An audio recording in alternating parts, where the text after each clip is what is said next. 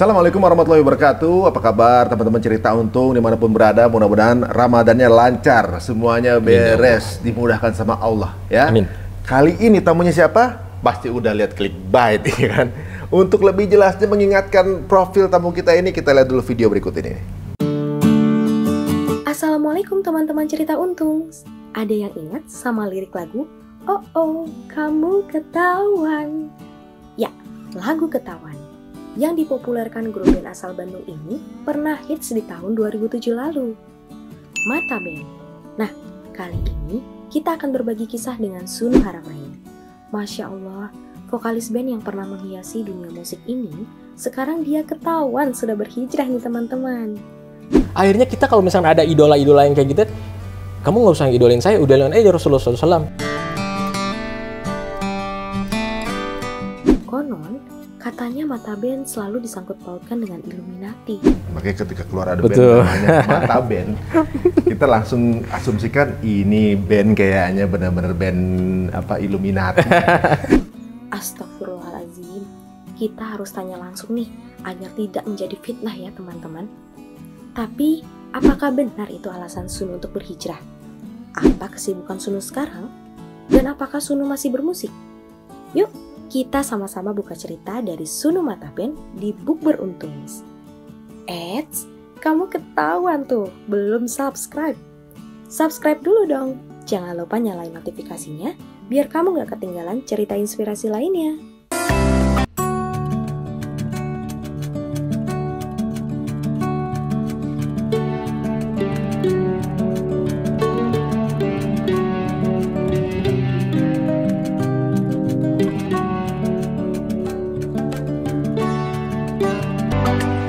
Nah, masih inget kan? Oh oh, kamu ketahuan. Iya, langsung ini dia. Namanya adalah, kalau kita kenal dulu namanya adalah Sunu Mata Band. Kumaha ada bang? Alhamdulillah. Alhamdulillah saya. Ayo dong, sebaik dikit dong. Lagu apa nih bro? Biar kita inget aja dikit gitu. Oh, kamu ketahuan. Waduh, nih ngomongin Mata Band ya.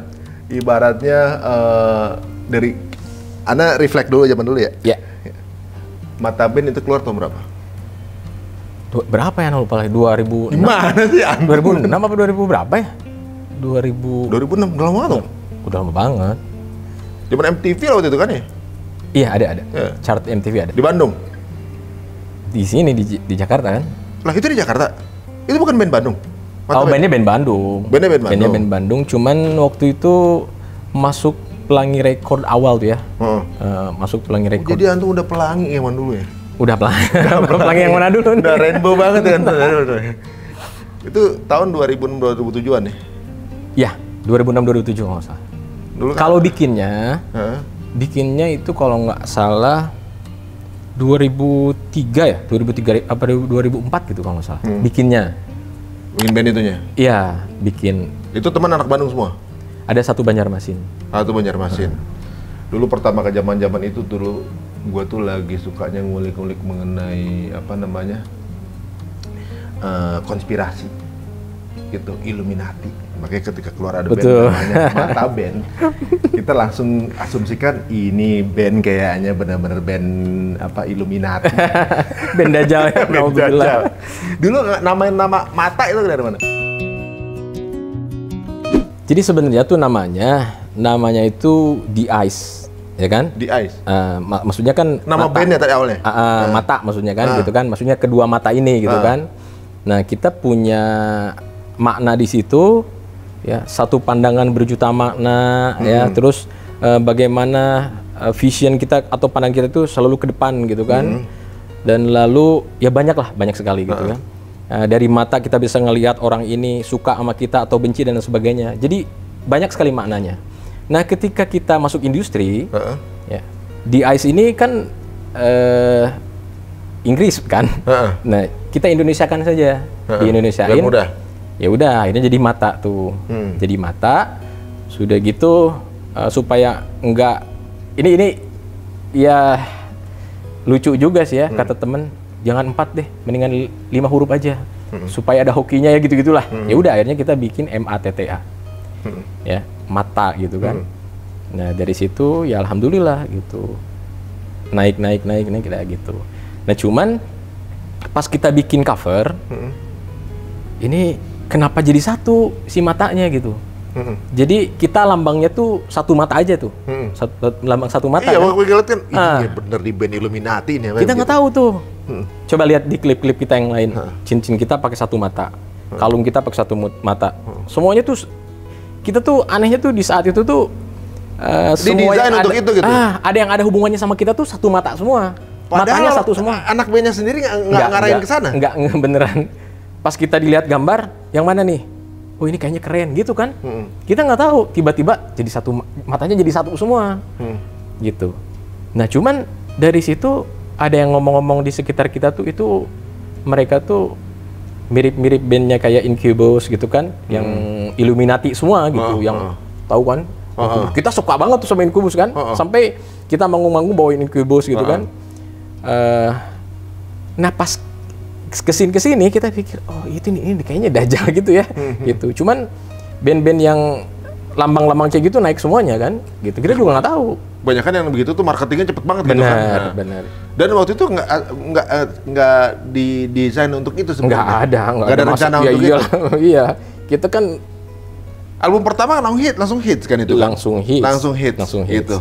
Yang ya pokoknya kalau turun ke daerah-daerah suruh tuh jajaritin nama wanita dan sejenisnya. Bukan hanya wanita, pria yang kewanitaan pun juga ikut menjerit gitu kan. Nah ketika itu kan kesuksesan yang kadang-kadang membuat orang ngerasa di atas angin. Kalau menurut Ana nih ya, menurut Ana itu tuh ada satu hal yang memang bikin jenuh banget, sehingga udah capek aja gitu. Setelah berapa kali repetisi? Oh iya, dengan kegiatan seperti manggung hampir tiap hari bro. Ya kan manggung tiap hari, lagunya dibawain itu aja, udah kayak template aja gitu kan? Ya itu diantaranya. Tapi kan memang kita juga bawain lagu orang kan, maksudnya ada hiburan lagu orang. Cuman ya jenuh dari bis ke bis, dari pesawat ke pesawat, capek dari juga, tempat. gitu? Iya. Berapa tahun lo ngerasain itu? Dari sukses kemudian sampai lo mulai ada ngerasa kejutan tuh di tahun keberapa? Kalau mungkin itu di album ketiga pas Jambu itu ya, pas Jambu. Album ketiga itu berapa tahun ya ada? 5 tahun.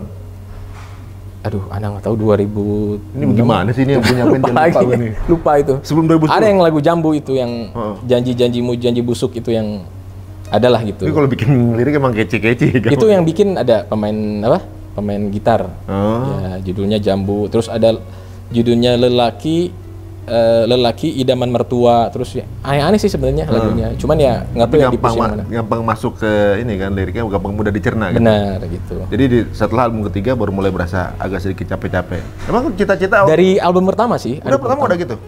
Apalagi kalau kita tuh kan orang ya boleh dibilang baik lah ya. Kita orang baik. Kalau ada gosip sedikit, kita kepikiran tuh, aduh, jangan-jangan mama, maksudnya orang tua ini tetangga-tetangga semua saudara-saudara nelfon ini kalau ada gosip-gosip yang nggak benar gitu. Jadi kan kasihan orang tua stres. Nah kita juga sama stres. Gitu. Nggak kepikiran lo jadi, maksudnya tiba-tiba kalau jadi selebritis pasti ada konsekuensi itu ya. Tapi orang tua di rumah belum tentu paham bahwa ini sebuah konsekuensi. Tapi emang cita-cita jadi anak band? Nggak ada. Gitu kan? Ada. Awalnya nih kita ngeband cuman ngeband doang. Terus kita cari duit dari band tuh karena cari duit gitu. Gimana nih caranya seminggu ini kita karena waktu itu udah jauh dari orang tua, maksudnya dekat-dekat sih ngekos di dekat-dekat, cuman pengen gak minta sama orang tua gimana caranya, akhirnya kan ngeband kafe dan lain-lain, ya supaya dapat duit aja awalnya. Kita sebenarnya buat penghidupan doang di awal. Cuman ngelihat band-band yang di kafe itu mulai bosan juga, aduh kayak gini nih, kayaknya kita harus lebih maju deh. Ya udah dari situ kita rekaman, ya alhamdulillah dikasih kemudahan sama Allah gitu. Dapat kemudahan, rekaman, sukses, terus capek juga gitu ya maksudnya. Capek banget. Bosan lagi gitu. Terus ngapain lagi jadi saat itu? Saat itu kayak nggak hidup ya. Udah ketemu peaknya kan berarti kan? Kayak nggak hidup gitu. Kayak hidup habis begitu aja. Ya kayak mayat hidup ya, kalau menurut saya tuh kayak mayat hidup. Sampai-sampai nggak nyaman kemana-mana tuh nggak nyaman. Zaman dulu kan mau keluar nggak nyaman, mau apa nggak nyaman. Nggak nyamannya kenapa? Ya tahu sendiri kan kayak ini, misalnya teman-teman nih, kayak misalkan di Medan, ayo kita jalan-jalan ke tempat ini, tapi jangan bawa si Sunu ya gitu. kenapa ribet lah nanti, gitu. Oh. Ya gitu-gitulah. Gitu. Sampai begitu, sampai... Zaman dulu gitu, tahu sendiri. Anak band kan zaman dulu gitu. Iya, iya. Nah itu udah nggak nyaman, situasinya nggak nyaman, terus banyak apa ya, kita masukin tempat-tempat yang kita nggak suka, tapi kita harus di situ gitu. Di satu tempat nih ke daerah-daerah ada yang, aduh nggak nyaman di situ. Gitu. Tapi Dan yang gitu tuh, itu tuh kena mental, fisiknya capek, mentalnya kena gitu. Kalau ke tempat-tempat yang kita nggak suka gitu. Terus kalau misalnya udah ada kabar nih, wah kalau di sini manggung tuh pasti batu tuh pasti udah ke atas terus gitu kan. Itu kan kita harus kuat mental gitu. Apalagi kita pernah nih manggung di satu tempat yang penontonnya banyak banget. Itu ada yang mati kan, masuk berita lagi gitu. Pernah itu? Iya. Tahun berapa tuh? Zaman dulu kan kayak gitu, konser Mata Band. Iya. Ya. Gara-gara ini ada yang meninggal segini gitu. Ya stres aja, bikin stres gitu. Tapi gimana rasanya dulu diidolain sampai begitu? Kalau Ana bro ya, alhamdulillah zaman dulu karena memang ada sedikit apa religius lah ya, udah dari bokap gitu ya, dari orang tua. Akhirnya kita kalau misalnya ada idola-idola yang kayak gitu, kamu nggak usah idolain saya, idolain aja Rasulullah SAW. Itu udah jadi zaman dulu bro, dari zaman jahiliyah kayak udah kayak gitu. Jadi maksudnya setiap ngomong gitu, sehingga kita tuh nggak punya nama fans kita tuh apa, nggak tahu bro. Nggak ada tuh, kita nggak bikin. Akhirnya kesini-sini kan, maksudnya ada fans kita tuh dinamain Permata gitu. Baru-baru nih, baru-baru waktu itu. Dulu nggak ada kepikiran, oh kita ada fans club segala macam. Nggak ada, terserah deh mau apa. Padahal itu kan keuntungannya lumayan juga bro ya, maksudnya bisa apa namanya, bagus gitu. Lu kan kemananya misalnya gini, banyak fans lah, banyak kemana aja suasana bisa berubah gitu. Ibaratnya lu keluar, cewek jerit gitu. Itu yang lu rasain apa ketika orang histeris lihat lo? Biasa aja sih. Ada juga yang pasti ada pesan bangga juga lah. Pasti. Enggak, kalau Anda lebih gini, ini orang ngapain sih gitu kan? Maksudnya kok berlebihan kayak gini, apa sih yang dicari itu sebenarnya apa? Soalnya dari dulu udah paham, ketika satu orang ini, dia populer, ya, atau naik sebenarnya karena ada sesuatu. Nih, Ana pikir nih ya, orang-orang yang suka zaman dulu sama Ana dan sebagainya itu Ana pikir, ya karena ada sesuatu gitu. Kalau saya bukan siapa-siapa dan lain sebagainya, ya bukan apa-apa. Nggak akan dijeritin gitu ya? Iya, kalau nggak terkenal tuh, ya antum tahu sendiri ya, orang-orang yang meskipun bentuknya kayak gimana, tapi kalau terkenal kan, gitu. Iya. Dajjal aja pengikutnya banyak bro, padahal bentuknya kayak gitu kan diceritain gitu. Iya benar. Gitu. Oh jadi kadang-kadang ada azas manfaat di situ. Ketika ya, orang mendekati itulah. gitu karena orang itu terkenal, karena orang ini viral, karena orang ini karena dia siapa dan karena apa dia ya. siapa gitu. Dan jadi kadang-kadang nggak honest ya, nggak pure gitu niatan itu gitu. Iya, karena sekarang saya bukan apa-apa, bukan siapa-siapa, buktinya siapa yang mau ikut, ya kan? Kalau sekarang semua orang masih tahu, semua orang masih jerit juga anak ya, belum masih makan gitu. Itu Suno kan nih, gitu kan? Nah, entah bayarin gitu. Terus sekarang masih ngeband nggak? Apa? Masih? Ngeband? Sama Mata? Sama Mata mungkin vakum. Lagi vakum dulu? Ya, cuman kemarin sama label dimintain. Gimana nih album yang selanjutnya? Ya, Ana nggak tahu ya. Udah berapa album? Karena Ana solo nih. Sekarang Ana solo. Ana ngeluarin lagu, covernya Bimbo yang judulnya Rindu Rasul. Kemarin baru bikin klip. Covernya Bimbo? Ya, Rindu kami padamu. Nah, ini menarik ya. Jadi kita yang sekarang nih, waktu kita mungkin dulu banyak yang ngelihat, menyaksikan ya Mata Band, banyak asumsi-asumsi yang ada di kepala, tapi nggak sempet tabayun. Mungkin ini kesempatan barusan nih gue lagi tabayun gitu. Asumsi gue dulu deh band Illuminati gitu kan. Terus ini pasti kalau keluar di jejer itu orang pasti bahasa ganteng banget kali ini orang, apa begitu kan? Nih kalau wah, pas dia keluar dulu kacamata kalau keluar kan, kadang-kadang lagi bangun lebih banyak kayak gitu kan? Ya, karena kan tidurnya kita nggak bener kan. Ya kebayangkan kita kan makhluk malam. Udah gitu subuhnya tuh kita harus terbang tuh, misalkan ke satu daerah pakai pesawat. Nanti di situ pagi ada Jackson makan pagi. Udah gitu nanti sedikit ke itu ada radio, terus ada jumpa pers, ada nanti sore ketemu sama iya. Nanti ketemu malam lagi, subuhnya pergi lagi. terus kayak Sorenya manggung, malam subuhnya pergi lagi. Malamnya manggung, subuhnya pergi gitu. Apalagi kalau yang jadwalnya tuh tiap hari gitu. Nocturnal nih jatuhnya. Kayak Sekarang- burung hantu ya. Sekarang aneh bro, sekarang maksudnya kalau biasanya tuh umumnya di weekend kan kita manggung, Sabtu Minggu atau Jumat Sabtu Minggu. Ini Senin, Selasa, Rabu, Kamis, Jumat gitu bro. Zaman dulu gitu. Iya, dulu kan kalau sekalian tur, jadi Ya gitu. jadi kayak nguli ya gitu ya. Bangga masih capek, udah naik pesawat lagi. Waduh, nyampe. Dan itu Jackson ini habis Jackson manggung gitu. Dan itu bisa apa namanya menipu orang kan dengan kacamata, nggak tahu mata kita lagi apa lagi begitu.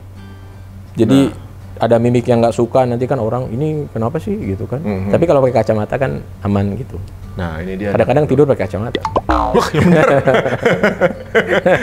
Enggak. Pakai teman-teman. Enggak. Waduh. Nah, teman-teman semua, nah sekarang kalau kita kadang-kadang ya ngeliat orang populer gitu ya, terus kemudian ada perasaan hasad dalam hati, wah yang namanya enak banget jadi orang terkenal gimana. Barusan kita tahu, Ayun, ternyata nggak semuanya itu menyenangkan nggak taunya kan ya. Iya. Nggak semuanya itu apa namanya bikin hati tenang juga gitu. Jadi kurang dulu pasti saat itu rezeki tuh kayak apaan tahu kan? Iya. Masuk terus tuh. Manggungnya masuk, rekening masuk, RBT masuk segala macam kan. Apa kehidupan juga kayaknya semua disuguhin terus gitu. Bener. Walaupun capek tapi ya ada berimbang lah gitu kan. Iya. Nah, di masa itu kan pik-piknya banget gitu kan ya. Apa terus tiba-tiba ada kabar lu berhijrah. Itu yang gua cukup kaget juga gitu ya. Padahal gue juga bisa ngelihat di momen gue dapat berita itu pun, gue lu masih aktif sebenarnya. Masih aktif? Masih aktif. Tiba-tiba lu berhijrah. Nah, Iya, gitu. betul. Yang mungkin sempat ada pertanyaan juga, walaupun kita pernah ngobrol itu Iya, ya, gitu iya. ya. Jadi mungkin pada saat orang mungkin ada yang bertanya, berhijrah kalau udah mungkin udah nggak aktif lagi. Ini lagi masih aktif, Iya. malah masih mata dulu ya. Masih mata. Masih mata ya. Itu album ketiga itu yang Jambu itu. Itu. Itu. Jadi pada saat lu kerasa RBT lumayan juga tuh. RBT, Nah, easy money lah dulu hidup lo ya. Alhamdulillah. Ya kan? Iya. Nah, di kehidupan yang serba mudah, kemudian popularitas lagi di atas gitu. Tapi lu malah ngerasa capek dan lelah gitu. Emang apa sih yang lu rinduin sebenarnya? Ya intinya ada yang kosong aja gitu. Ada ini sebenarnya mau dicari apa gitu. Ternyata kehidupan tuh flat aja kayak gitu-gitu terus manggung. apa segala macam. Repetisi aja. Iya. Apa sih sebenarnya gitu kan? Nah, itu sama mirip zaman gua dulu kerja itu juga. Ya makanya itu. Syuting, diajak teman pergi, malam dugem sampai dini hari, Nah. tidur sebentar, pagi syuting lagi. Awalnya seru, lama-lama Malam capek gitu. juga, gua kayak ngejar apaan gitu kan. Betul. Apa begini terus gua sampai mati ya gitu. Ya itu. Sampai begitu. Rata-rata umum kayak gitu kan. Umumnya tuh kayak gitu semuanya. Nah, tapi waktu di zaman lagi hektik itu, Hmm. ya jujur aja nih, waktu zaman hektik itu, pernah nggak ketinggalan sholat? Kapan? Zaman itu? Iya sering lah. Iya. Sering lah. Lagi manggung waktu sholat pernah? Ini udah hijrah apa belum hijrah? Sebelum. Ya enggak lah. Enggak, bro. Sebelum hijrah, manggung barengan sama ajan misalnya waktu sholat, Nah. pernah nggak? Iya. Adzan dulu dengerin, langsung kita manggung. Oh. Adzan dengerin kan biasanya kalau misalnya ada adzan nih, stop dulu nih ada adzan. Ya udah kita hormatin adzan kan. Nah, padahal adzan itu nyuruh sholat. kita nggak sholat. Ya kita namanya jahiliyah bro ya. Nah udah selesai, nah baru kita pulang. Sholat? Enggak. Alhamdulillahnya, brother. Kalau dalam satu hari itu, alhamdulillah itu ada sholat gitu. Maksudnya Di antara 5 adalah 1 atau 2 yang sholatnya? karena kita terbiasa dengan sholat, jadi kalau kita kelewat sholat satu sholat, kita deg-degan, ya nggak? Bener nggak? Iya. Ada Kadang macam- isya kita nggak bisa tidur jadi. Betul. Ini zaman dulu nih ya, zaman belum hijrah. Belum. Ada kan maksudnya? Ada itu. Aduh ini ada nih. Sholat dulu masa sih nggak sholat? Ada terus pasti. Nah, ini biasanya keterkaitan dengan apa yang ditanami sama orang tua Bener kecil. banget, bener banget. Dan juga doa orang tua katanya juga. Pasti. Emang ditanam ini apa sama orang tua? Kalau kemana-mana nih, pulang dari mana-mana itu yang ditanyain sholat. Udah sholat belum? Gitu. Oh. Terus makan di mana? Pertanyaan simpel yang justru mengingatkan sebenarnya. Ya, yang paling parah tuh, ya maksudnya yang paling galak tuh bokap. Kita pulang dari mana-mana ditanyanya sholat di mana? Gitu. Padahal kita nggak sholat nih misalkan, namanya juga ya. Di masjid, ya kayak gitulah. Padahal nggak sholat gitu. Nah itu makanya kalau di rumah tuh sempat nggak nih kayak gini? Disuruh sholat, lu sholat belum? Kita kadang-kadang suka ngebohong, kapan? Tadi barusan, padahal belum sholat. Ya. Atau kita disuruh sholat, terus sholatnya cepat aja gitu. Udah sholat, udah gitu. Padahal Ritual aja. ya Biar bokap lihat gitu kan. zaman dulu kan gitu, ada kayak gitulah. Nah karena itu semua, itu sebenarnya kan pendidikan. Akhirnya ketika kita dewasa, ketika kita ngelakuin sholat itu ada yang kurang. kehilangan, Gitu. Ada deg-degan gitu. Aduh, nggak sholat asar nih. Aduh, nggak sholat maghrib. Cuma deg-degan doang, tapi kita nggak ngelakuin. Nah tapi dalam satu hari itu pasti ada sholat yang dilakuin. Apa itu subuh, apa itu duhur, ada gitu. Nggak Nggak flat, nggak ada nggak ada sholat. semuanya. Tapi dulu sempat kecilnya ngaji juga nggak? Ngaji. Bukan pesantren. Di pesantren. Dulunya pesantren. Cuma ngalong bro. Iya, tapi sempat nyantri lah. Iya. Walaupun ngompong-ngompong gitu. Iya. Sebenarnya ya banyak yang bilang kalau pernah nyemplung di itu mau sebandel apa balik-balik lagi. Di katanya. antaranya itu, alhamdulillah. Jadi ya bisa gimana ya? Quran tuh mengembalikan walaupun kita katanya serontolan gitu ya. Betul. Alhamdulillah akhirnya bisa kembali lagi gitu kan. Masya Allah. Itu yang disyukuri. Alhamdulillah orang tua tuh memang dari kecil yang nganter kita kan ke pesantren terus balik lagi diantar lagi kayak gitu mau-maunya. Akhirnya alhamdulillah ada yang berbekas lah gitu. Nah ini menarik ya teman-teman ya. Kadang-kadang mungkin yang udah punya anak kecil atau juga mungkin kalau kita dengar orang tua kita nyuruh sesuatu yang simpel gitu. Kelihatannya kayak biasa aja tapi ternyata itu punya makna juga Ya ya. nantinya seperti itu bro. Misalnya nih, ini tadarus bin nikmah aja. Misalnya gini, dulu pernah lagi di situasi misalnya ya di tempat maksiat misalnya. Terus pernah kepikiran nggak mas? Gua salah nih. Wah sering. Wah sering banget itu. Kalau gue dulu pernah misalnya lagi sama temen-temen gitu ke tempat dugem gitu sampai dini hari segala macam yang wah gitu. Tiba-tiba aduh dosa nih gue kayaknya nih. Mikir gitu tuh. Tapi masih di tempat itu juga ini. Aduh. Alhamdulillah kalau anak tuh karena memang basicnya anak tuh nggak suka dugem. Basicnya tuh gitu. Kalau dugem tuh kepaksa karena manggung. Jadi kita datang terus ngedengerin musik terus kita joget-joget kayak apa gitu kan. Ini kan harus sama mabok bro. Itu nyetel ya? Harus sebenarnya gitu kan. Nah udah mabok kita ngapain coba? Yang tadi antum kita ngobrol sepaket itu tuh. Nah gitu kan, biasanya seperti itu. Nah makanya Anda dari mulai memang datangnya nggak suka, ya mabok jadi nggak, gitu kan. Apalagi yang lain, gitu. Jadi nggak bisa ketagihan? Memang dasarnya nggak suka. Cuman kan ada momen kita dibawa ke situ sama teman-teman, ya perasaan itu keluar pasti. Nah, aduh kayaknya ini bukan tempat kita deh gitu. Nah ini jadi makin menarik nih. Banyak mungkin teman-teman kita yang mungkin ngerasa bahwa peak level dari kesenangannya ketika di situ. Ya. Tapi banyak juga ternyata yang ketika datang ke situ tuh ngerasa nggak nyaman. Nggak nyaman gitu ya kan. Sebenarnya Antum juga sama nggak nyaman kan? Anak nggak nyaman waktu itu. Sampai akhirnya dulu lebih suka ke tempat yang ada live bandnya. Nah, kafe lah ya. Itu lebih nyaman. Betul. Nah, ini uniknya bahwa udah ada kayak depan kayak begitu, tiba-tiba hijrah. Apa yang antum cari gitu? Apa ada satu proses di mana mungkin kejadian apa atau mimpi apa atau gimana? Apa sih gitu? Atau ada yang ngajak ngaji atau gimana? Itu awal dari mana? Dimulai di tahun berapa tuh? Itu di 2009 ya, 2009 kalau nggak salah. Ada satu momen yang memang ini ada yang kurang dalam diri kita tuh sebenarnya apa gitu kan. Uang udah ada, apa semuanya ada. Ini pasti semua orang ngerasain gitu biasanya. Ada titik jenuh dan lain sebagainya. Meskipun kita jalurnya itu nggak di agama meskipun ya, maksudnya. Tapi ada titik jenuh tuh pasti ada gitu. Semua kok ternyata. Ya. Agama apapun kalau menurut saya. Jadi gitu kan, ketika lelah di sana kayak ada kehampaan kan gitu kan, ya, intinya kayak gitu kan. Betul. Kalau yang lain kan larinya ke narkoba dan lain sebagainya. Ada yang narkoba, kemudian ada yang penyimpangan seksual mungkin gitu, atau yang banyak yang lain lah gitu. Ya, dari situ ini ada yang kurang nih. Oh kayaknya agama nih gitu.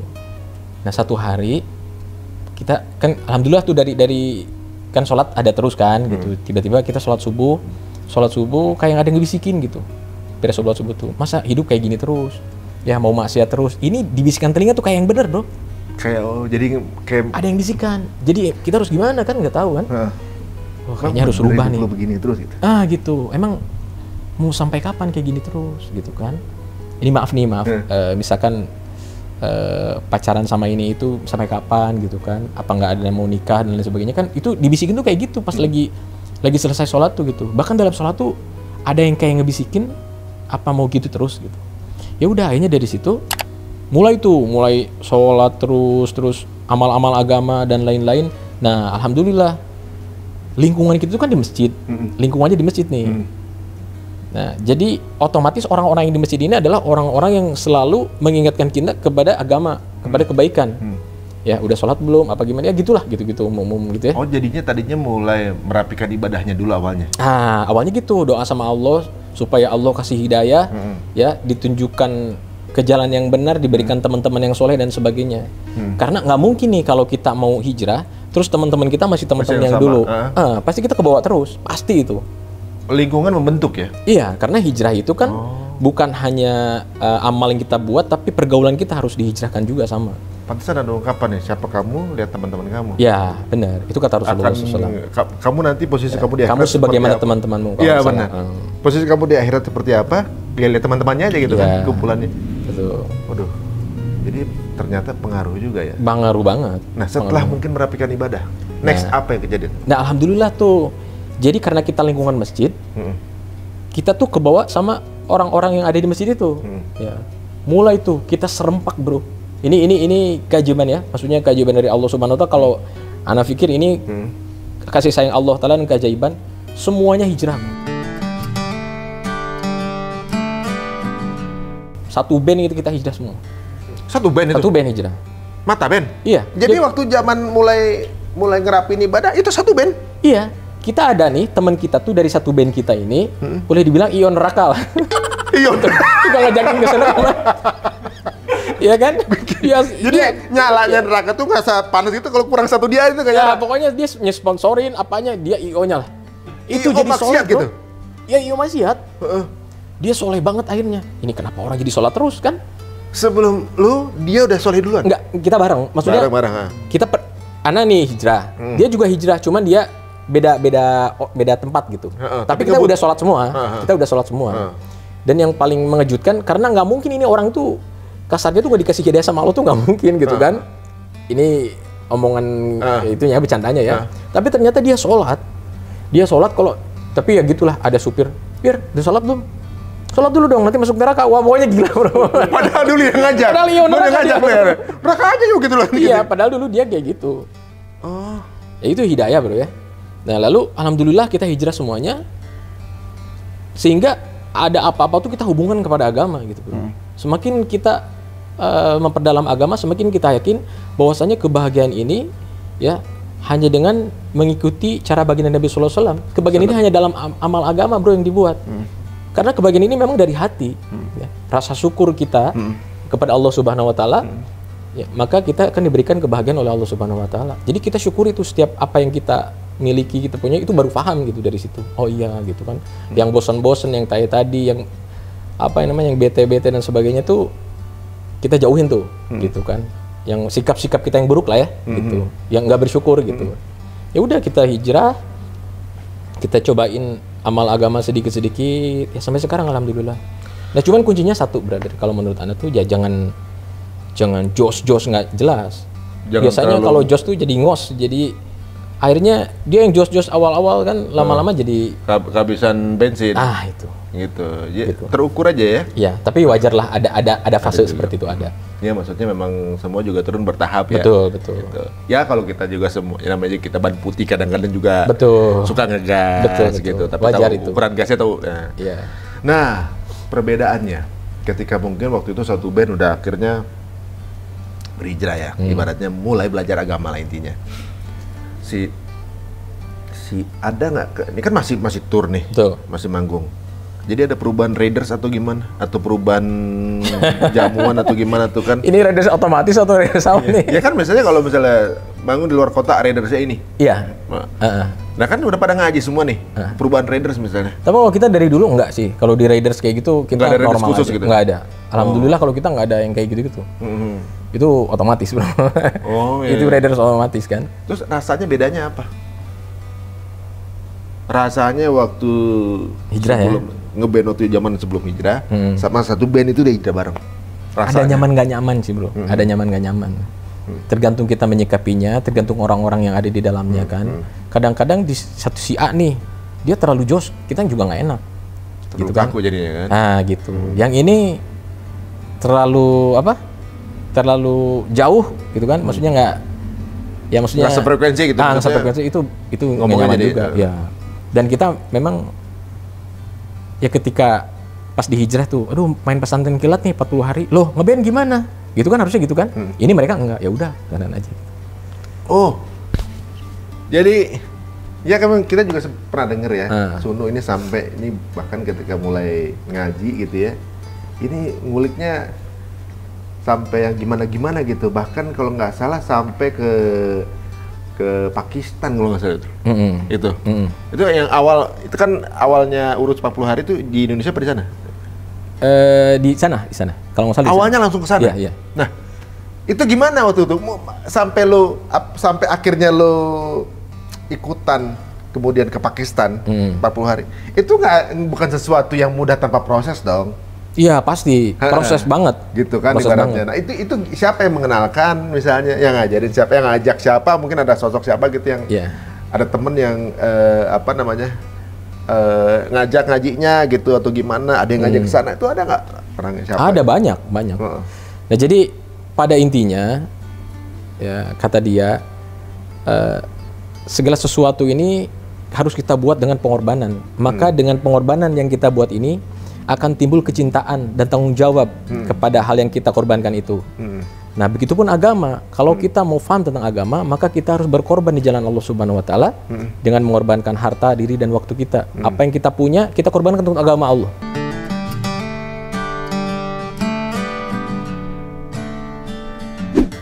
Gitu kan? Nah, kita nih ya perlu kamu korban waktu kamu nih buat agama, buat kamu pesantren. Supaya kamu nggak salah paham tentang agama. Kamu harus korban waktu kamu dong. Ya. Oh jadi ini nyantri jatuhnya Pak? Ya gitu. Kamu harus korbanin uang kamu buat agama, ya. Waktu kamu harus ninggalin apa-apa yang kamu cintain, sukain dan sebagainya sementara saja, ya, agar kamu paham agama. Dengan kamu paham sedikit tentang agama, kamu bisa ajakin orang-orang nih. Gitu. Itu kan berarti seperti halnya ditawarkan untuk meninggalkan dunia untuk sesaat, yang jadi kesenangan. Betul. Ya kita pesantren. Dia nyantri kan gitu ya. 40 hari. Satu band itu berangkat semua apa lo sendiri? Itu masing-masing beda-beda. Kan waktu beda-beda. Waktunya beda-beda. Tapi masing-masing berangkat, masing-masing. Berangkat semua. Oh gitu. Iya. Cuma waktunya beda-beda. Beda-beda waktu. Pada saat berangkat pasti mengganggu jadwal band. Ya. Itu nggak ada masalah. Nggak ada masalah. Jadi kita udah cuek aja sama band. Ini misalkan jadwal TV nih, satu minggu kita dapat 5 atau 6 gitu kan. Ya terserah apa yang dipilih, mau TV atau mau waktu buat agama gitu kan. Oh berat. Ini levelnya. Ini jadi intinya another level nih. Hidup ini kita berbicara tentang mengambil keputusan. Ya. Di dunia ada 2 jalan, di akhirat pun ada 2 tempat. Di dunia 2 jalan, ya jalan-jalannya para nabi, jalan-jalan iblis laknatullah alaih. Tinggal pilih yang mana. Allah sediakan 2 tempat di akhirat, surga dan neraka. Kalau kita pilih jalan nabi, jalan para rasul, orang-orang soleh, ya pasti dapat surga. Kalau kita jalan yang ini, ya pasti masuk neraka. Jadi nggak ada yang di tengah-tengah, kita harus pilih ambil keputusan. Ya nggak ada abu-abu ya, hitam atau putih ya. Gitu. Akhirnya ya udahlah, kita ambil keputusan. Memang harus pengorbanan itu untuk. Iya, gitu. Masya Allah. Dan orang juga ada pertanyaan gitu ya. Sebenarnya surga itu Allah ciptain buat siapa sih gitu? Jawabannya unik. Apa? Surga itu ciptain buat siapa? Buat yang mau. Haji. Memang iya? Iya benar kan? Gitu kan? Itu hadis juga mengatakan seperti itu. Iya, jadi ya enggak itu ya karena dia nggak mau udah dikasih tahu, nggak mau ditawarin, nggak mau kan gitu. Dan untuk dapetannya harus pengorbanan. Iya. Nah salah satunya setiap orang pasti punya tipe pengorbanan yang berbeda-beda. Betul. Bagaimana kemudian meninggalkan dunianya untuk proses pendekatan diri itu kan. Iya. Kalau anak kita ada yang ke pesantren, gitu, ada yang mungkin datang ke kajian dengerin ulama bicara dan sebagainya. Intinya adalah berarti sebenarnya kalau dari yang diungkapkan itu, kalau dibilang hidup ini ujian, bagaimana kita mau lulus kalau kita nggak pernah belajar. Betul. Jadi antum itu 40 hari di situ adalah proses belajar. Belajar. Kenapa Pakistan?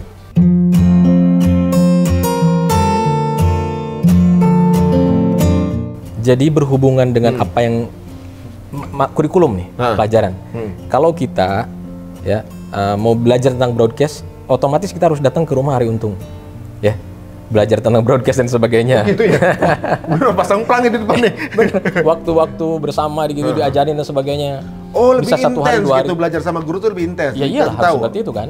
Ya kan kita mau belajar tentang gitar nih, ya kepada guru gitar. Datang ke sumbernya aja. Betul. Nah, begitupun kita mau belajar tentang bagaimana cara berdakwah yang baik, ya, dengan menyampaikan mengajak orang dengan baik, ya, melatih kolbu kita, memanage hati kita supaya baik, maksudnya ya ke sana, ke Pakistan. Karena di sana banyak contoh, bro. Gitu. Kalau di sini kita nggak ngelihat. Yang Ana lihat tuh nggak ada gitu. Maksudnya banyak, tapi nggak tahu di mana. Cuman kalau di sana udah jelas. Oh, ternyata kehidupannya kayak gini. Kita datang tuh di ikrom. Ya, disediain apa yang mau, terus dijemput. Terus kita ngobrol di jalan. Kamu dari mana? Saya dari daerah sini. Kerjanya apa? Saya profesor. Wah, profesor ngejemput saya kan gitu kan? Ya, ini sampai kayak gininya gitu kan? Loh, kenapa nggak jemput saya? Ya, tugasnya seperti itu. Hari ini saya jemput kamu. Dan dia hikmat untuk lakukan. Iya, besok ya, bukan saya lagi. Gitu. Oh, sendirian ke sana nggak? Waktu dari Indonesia ke sana sendirian. Tapi nanti di sana ada grup. Orang Indonesia juga ada. Sendirian? Nggak ada di sana. Temennya siapa di sana? Orang Indonesia juga banyak. Oh, udah ada link di sana. Ada kita tapi tuh berangkat ngeling. sendiri. Kita ngeling sedunia tuh ngeling. Sendiri. Ini kan gini ya. Kalau yang lain kan ada sama rombongan nih. Kalau kita bikin rombongan nih awal-awal nih, ini nggak akan benar, nggak akan pergi-pergi. Yang ini pergi, yang ini nggak jadi. Gitu aja deh. Beli tiket, ngurusin paspor, visa, kita langsung pergi. Saya langsung pergi. Satu rombongan, satu nggak jadi, ntar aja gitu. jadi ini apa namanya mager ya. Betul. Gitu. Kalau sampai berangkat ke suatu tempat yang sebelumnya belum pernah datang kan? Belum pernah datang kan? Betul. Datang ke suatu tempat sebelumnya belum pernah datang dan sendirian. Betul. Itu pasti azamnya kuat banget. Iya. Itikatnya pasti kuat banget. Iya. Itu satu itu. 2, curiosity-nya pasti tinggi. Iya. Misalnya zaman dulu tuh gue pernah misalnya ngejar konser sampai segitunya, itu daerah gue nggak tahu. Iya, pelongo ya. Tapi kita datengin juga. Betul. Gitu kan? Karena kepengen banget lihat gitu kan. Apa yang pengen lu dapetin di situ saat itu? Sampai lu akhirnya gue dateng nih, gue jalan nih, apa? Satu ulama bicara. Jadi yang namanya kematian ini berpindahnya kita dari satu alam ke alam yang lain. Kebayang nggak kalau kita itu di satu daerah nih namanya Indonesia, di Jakarta, terus kita datang nih ke Switzerland misalkan atau Swedia, kita pelongo-pelongo, ya, karena kita nggak tahu tempatnya. Udah gitu mata uang beda dan lain sebagainya. Bahasa juga tahu. Itu baru negara, orangnya sama dan sebagainya, keadaannya ada pohon dan sebagainya itu sama.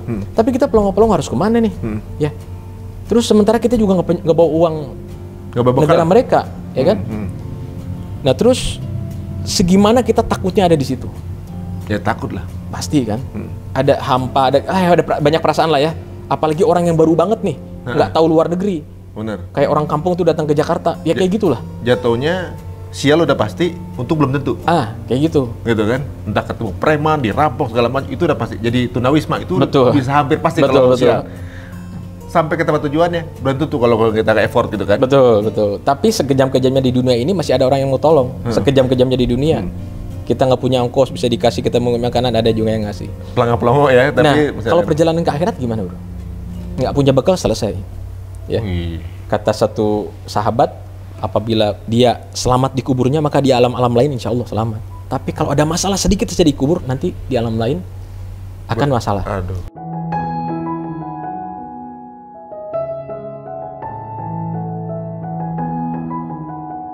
Nah sekarang perpindahan itu bro, ngebuat kita kayak gimana?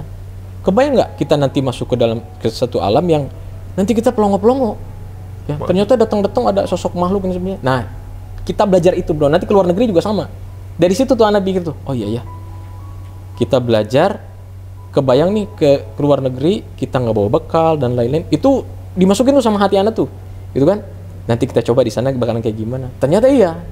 Pas ke luar negeri, aduh nggak ada teman, nggak ada apa-apa, bahasa beda bro, gitu kan, bahasa beda, uang nggak bawa dan lain-lain, ini bakal kayak gimana gitu.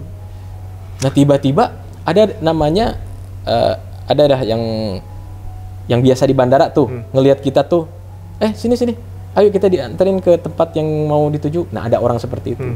Nah, banyak sekali pengalaman iman, intinya banyak sekali pengalaman iman yang kita bisa ambil dari situ. Gitu. Masya Allah. Oh, ini saya banding-bandingin tuh sama ulama-ulama yang ngomong. Ya udah, kamu coba aja sekarang pergi ke sana.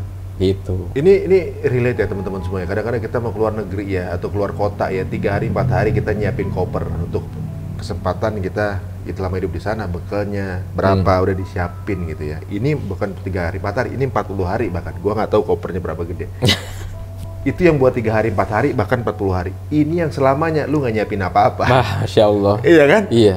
Untuk yang selamanya kita nggak nyiapin apa-apa udah. Bahaya Gua itu. seperti air gitu ya. Ini ibaratnya. Bahaya, bro.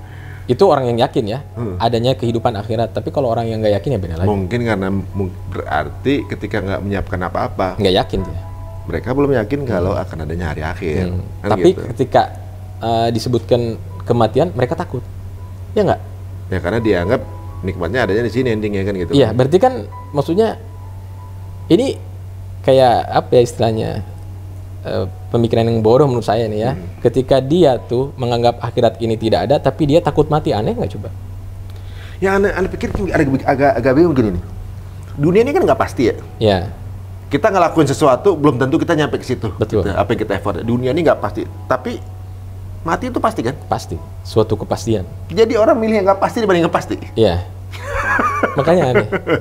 ini menarik sebenarnya. Ini sebenarnya untuk kalau kita dengar benar-benar lumayan ngebuka apa helai demi helai ya untuk kita kemudian jadi muhasabah ya. Yeah. Ini yang kita lakuin apapun ya, karir yang kita jalanin atau kerja kita jalanin, bercapek-capek ria sampai begadang-begadang. Ya.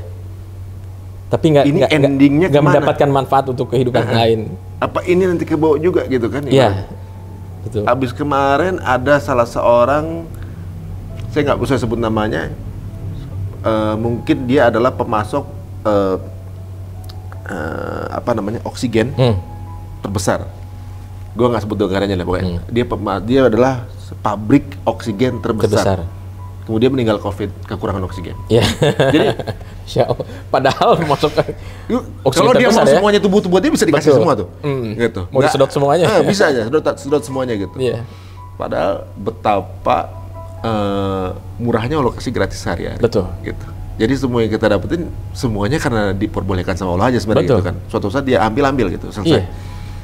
Dan kita udah kurang tidur, ngabisin waktu segala macam. Apakah ini kepake nanti? Gitu kan. Banyak temen yang kayak gitu. Saya di zaman jahiliyah tuh banyak banget. Mereka dan kaya-kaya dan seketika saja nih kekayaannya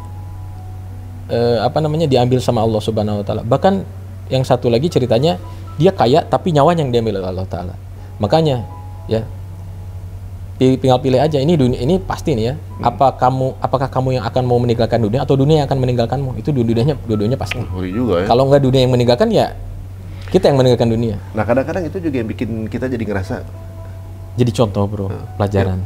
saya bawa apa nih, apa udah benar saya juga nih kan gitu Iya. kan. Apa ketika dari Pakistan ini memotivasi itu ya, motivasi jadi pengen berdakwah juga atau gimana?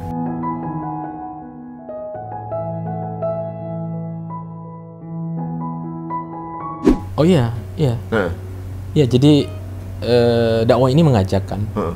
Antum juga udah paham lah yang namanya dakwah tuh sebenarnya kan bukannya dibilang kayak tetangga sebelah tuh ya. Kalau kamu nggak punya ilmu dan sebagainya kamu jangan berdakwah. Ya, berdakwah ini orang punya ilmu dan lain sebagainya. Nggak gitu. Karena Rasulullah SAW balighu anni walau ayah. Ya. Jadi sampaikan dariku meskipun satu ayat. Kita punya ayat Bismillahirrahmanirrahim aja kita harus dakwah. Ya kan kita katakan kepada semua orang ya keagungan Allah Subhanahu wa taala ya, kehebatan Allah taala dan sebagainya. Jadi yang difahami ini dakwah ini kan artinya ini mengajak. Ya. Ulama lain menyampaikan apa ini dakwah? Dakwah ini besar-besarkan nama Allah Subhanahu wa taala sehingga kebesaran Allah masuk ke dalam hati, kebesaran makhluk keluar dari dalam hati. Jadi dakwah ini seputar menyampaikan keagungan Allah taala, kemuliaan baginda Nabi sallallahu alaihi wasallam. Ya. Jadi bukan ngomongin hukum. Yang namanya hukum ini diomonginnya sama ulama. Ulama. Ini ada yang orang yang istilahnya yang baru-baru hijrah. Kita ceritain Allah ini maha hebat. Ya, gimana Allah Subhanahu wa taala ini ya mengatur kehidupan kita, nafas kita ya, mengatur nafas kita, kedipan mata kita. Banyak nih kalau misalnya ulama-ulama yang hebat-hebat tuh sampai organ-organ tubuh kita gitu kan ya. Dipelajarin itu. Iya. Ana tuh pernah denger ceramah-ceramah ulama-ulama hebat tuh kayak gitu. Sampai air liur kita, mata kita tuh ya lebih hebat daripada wiper. Kan sekarang ada teknologi canggih tuh. Hujan turun, wiper nyala kayak gitu-gitu kan.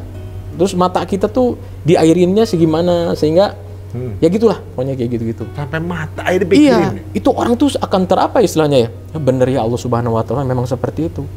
Akhirnya dia akan berpikir kalau tidak ada Allah ini ya bahaya. Ya. Bagaimana Allah Subhanahu wa taala dan Rasulnya ini sangat mencintai kita. Ya. Jadi kita ada, oh iya ya, masa sih Allah taala dan Rasul cinta sama kita tapi kita nggak cinta sama Allah tuh nggak aneh gitu kan. Ya akhirnya sedikit-sedikit berhijrah. Gitu. Perintah-perintah Allah yang harus dilakuin apa? Lakuin sedikit. Yang Allah larang apa? Nggak dilakuin. Kayak gitu sedikit-sedikit, bro. Waduh. Gitu. Nanti urusan ngomongin masalah halal haram itu urusan ulama. Urusan ulama ya, bukan maksudnya urusan. Ini orang ngajak sholat doang, bro. Iya. Tapi kalau cara sholat tanyanya sama ulama. Ya kan? Ngajak ngaji gitu ya. Iya. Ini orang mabok, brother. Kita ngomongin khamr ini haram, itu botol bisa pecah ke kepala kita. Bener nggak? Iya. Gimana coba caranya? Harus cara-cara yang paling baik lah. Nah, gitu kita deketin, ya kita ajakin ngobrol. Bahkan tapi ada juga yang malah dijauhin kan gitu. Ketika kita nggak enak, bro, kalau misalkan kita ngomongin halal, haram dan sebagainya itu nggak enak, bro. Nah, ketika kita jadi teman, malah agama jadi kaku ya. Nah, kita jadi teman aja dulu, bro, ya kan? Terus bagaimana kita berdakwah mengajak orang ini dengan hikmah, bil hikmah, bro. Ya.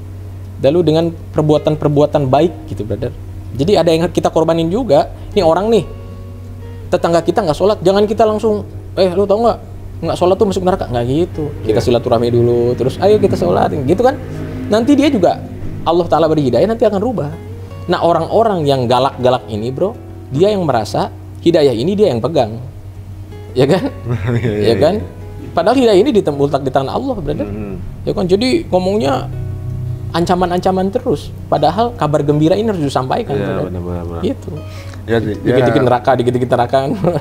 Jadi ya banyak mungkin beberapa gaya yang mungkin justru membuat Islam jadi menakutkan mungkin. Betul. Ya. Betul. Islam jadi kaku gitu. Islam menjadi sesuatu yang kayaknya nggak asik. Iya. Sedangkan di sisi lain bahwa Rasulullah tuh Islam ada untuk justru mempermudah kan sebenarnya, kan, mempermudah kita gitu. Jadi Islamnya kalau kita rasain emang agamanya asik banget ya. Iya. Cuma yang gue penasaran, lu sampai udah begini nih gitu, pulang dari Pakistan, emang senikmat apa sih di situ?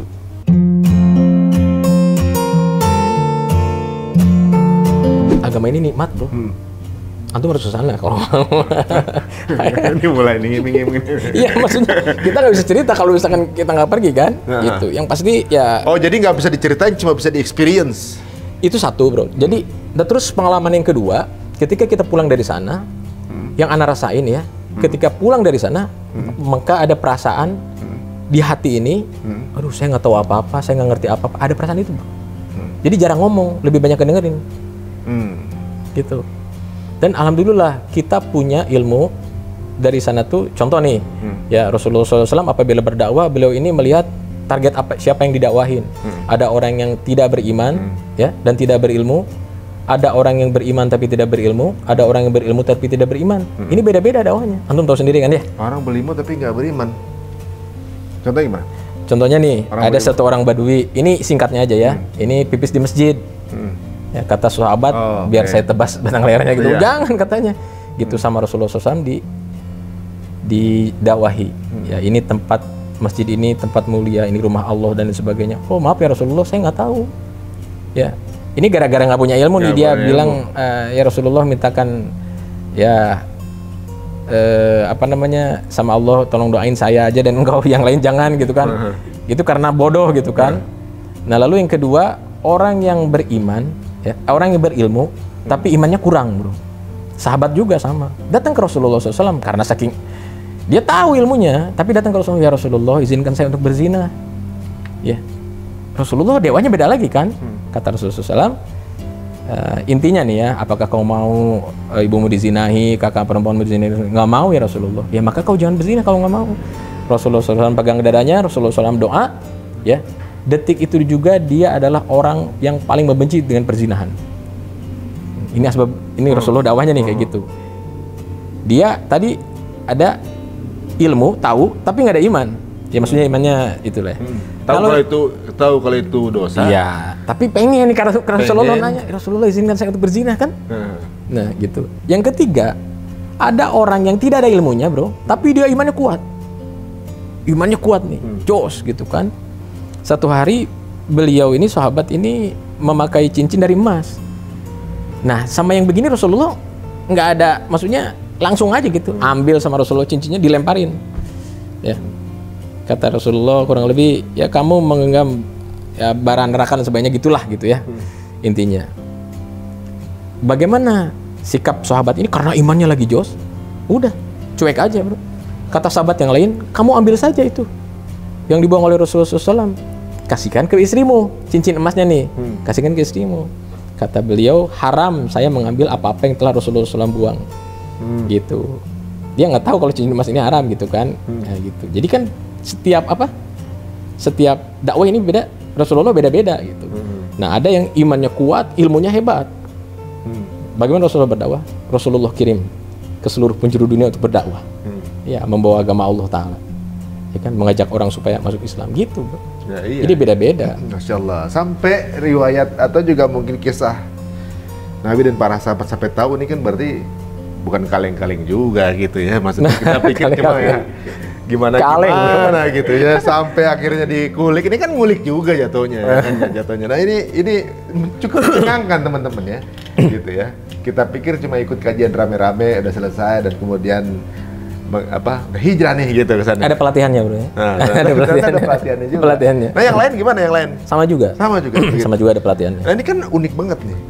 Dulunya kalian nih kan ya anak band gitu ya. Ya kadang-kadang ya menentang lah, maksudnya bukan menentang, ibaratnya kayak lalai. Iya, lulu gua lah ya. Maksudnya dengan panggilan Allah kita kadang lalai, kadang menentang kalau mesti begini gitu. Juga pasti denial dulu kan, nggak mau lagi asik gitu misalnya. Kok tiba-tiba jadi begini gitu. Ada yang nanya nggak sih? Ya banyak lah, banyak. Cuman ulama sampaikan perkara yang paling penting dalam kehidupan ini adalah perkara iman, ya kan?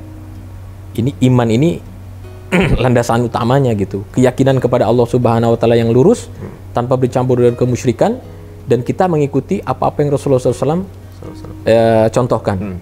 Ya, kita ikutin itu. Nah sekarang, brother, apabila di dalam hati kita ini tidak ada iman, gimana? Itu kan yang dia khawatirkan. Maka Rasulullah SAW katakan, jadilu imanakum, perbaharuilah iman-iman kalian. Ya kan? Nah sekarang gini, meskipun rumah kita ini nempel sama masjid, brother, tapi kalau nggak ada imannya kita nggak akan masuk. Gitu aja kayak kepiting ke pinggir, ya kan? Jalannya ke pinggir nggak mau masuk masjid, karena nggak ada iman di dalam hati kita. Orang-orang yang korupsi, brother, ini bukan karena mereka tidak punya uang, bukan. Mereka adalah orang-orang kaya, tapi mereka tidak punya iman. Mereka tidak punya rasa takut kepada Allah Subhanahu Wa Taala, bahwasanya Allah Subhanahu Wa Taala maha melihat apa yang dia perbuat. Yakinnya itu maksudnya nggak ada gitu. Dianggapnya Allah nggak lihat, dianggapnya Allah nggak mengetahui dan sebagainya. Tapi kalau iman nih dalam hati kita ini, ya iman segede melon lah, bro, iman besar sekali gitu kan. Oh Allah ini maha melihat. Kalau saya curi, Allah lihat, gitu kan? Allah maha mengetahui apapun yang kita lakukan, Allah ketahui. Nah ini gunanya iman, brother. Jadi intinya yang diperbaharui ini iman terus. Nah kita ini belajar bagaimana supaya iman kita ini selalu naik gitu. Kan kalau kita tuh iman orang umat akhir zaman ini bukan naik turun, bro, ya, tapi keluar masuk. Ya seperti hadis Nabi SAW yang ya kurang lebihnya. Kalau naik turun berarti masih ada iman gitu ya. Cuma beda kadarnya dan naik kadar turun. Kalau ini keluar masuk, kadang hilang ada gitu. Iya, pagi-pagi dia beriman, sore-sore dia bermaksiat. Ya, berarti gimana imannya tuh? Waktu di maksiat, imannya lagi ada di mana? Gitu kan? Nggak bisa kadang batil jadi setempat gitu ya. Jadi hal-hal yang apapun yang kita ini bisa lakukan ketika iman ini ada di dalam hati kita. Maksudnya hal-hal baik ya, agama gitu ya. Gitu, ada iman, kita berani ya meninggalkan larangan Allah Subhanahu Wa Taala, melakukan perintah Allah Taala. Tapi kalau nggak ada iman ya nggak bisa, bro. Nah itu sejumlah uang tadi, maka kita charge terus setiap hari. Nah ini kan nge-charge nih kan udah ada keimanan, pemahaman itu yang kemudian ngecas. Tapi tentunya juga ada cobaan pasti dalam lingkungan. Pasti. Lingkungan yang lama atau teman-teman lama ngerasa, lu kok jadi gini? Gitu misalnya. Menjauhi lu gitu. Ada Awalnya nggak? gitu. Tapi dulu awal ada yang ngejauhin nggak? Bukan ngejauhin ya, sebenarnya lebih ke Kayak maksudnya males aja gitu males deket-deketnya. gini. Ya. Jadi ngaji nih, jadi ini Nah, gitu. itu. Nggak asik lagi gitu kan. Iya, gitu. Jadi aneh gitu. Pernah Betul. ada momen itu? Ada, Bro. Terus Ada. bagaimana cara lo menyikapi itu? Ya yang tadi kan kita ulama seling ngenasehatin, kamu jangan terlalu kayak gitulah, nanti orang nggak bakalan suka. Kamu kalau dakwah sama gini, kamu harus gini. Dakwah sama Dakwah gitu. bilik mah jadi yang lo jalanin. Gitu. Jadi dulu kan setelannya tuh kan dulu tuh setelahnya gamis sorban gitu kan dulu. Oh, di waktu zaman itu? Iya kan, antum tahu kan? Ya emang boleh itu ya? Jadi kita mau deket sama orang udah mau jauh duluan.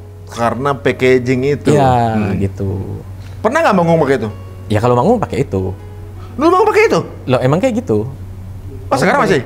Masih sekarang. Oh. Ya, cuman rada-rada di switch lah, maksudnya rada-rada ya senyamannya aja gitu. Kalau manggung sih kayak gitu. Itu sebenarnya. Enggak, waktu masih Mata Band.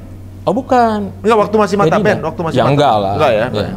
Enggak boleh. Ya kalau sekarang kan memang arahnya udah ada value religinya. Betul. Maka ketika packaging itu cocok gitu kan.